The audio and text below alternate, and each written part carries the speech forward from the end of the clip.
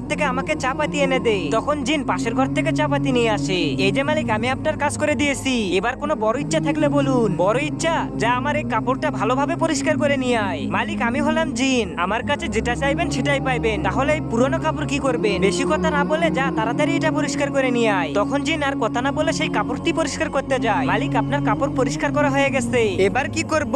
যা আমার জুতাটা পালিশ করে নিয়ে আয়। আরে মালিক, আমি মুসি না, আমি হলাম জিন। আরে শালা, বেশি কথা না বলে এটা তাড়াতাড়ি পালিশ কর। মালিক, হয়ে গেছে, এবার আপনার কোনো বড় ইচ্ছা থাকলে সেটা বলুন। আচ্ছা তাহলে শোন, আমার দুইটা বড় ইচ্ছা আছে। প্রথম ইচ্ছা, আমাকে একটা বড় বাড়িতে নিয়ে যাও। এটা শোনার সঙ্গে সঙ্গে জিন তো তাকে একটি বড় বাড়িতে নিয়ে যায়। আরে বাহ, এরকম বাড়িতে থাকার স্বপ্নই তো আমি ছোটবেলা থেকে দেখে এসেছি। মালিক, এবার আপনার দ্বিতীয় ইচ্ছাটি বলুন। আর আগে দেখবো কারা কারা শয়তানকে হারিয়ে আল্লাহকে ভালোবাসে। যারা আল্লাহকে ভালোবাসো তারা ভিডিওটিতে একটা লাইক দিয়ে চ্যানেলটিকে সাবস্ক্রাইব করবে। আর যারা শয়তানকে ভালোবাসো তাদের কিচ্ছু করার দরকার নেই। জিন, আমি এই বাড়িতে কাজের লোক হিসেবে থাকতে চাই। আরে লোকজন ঠিকই বল।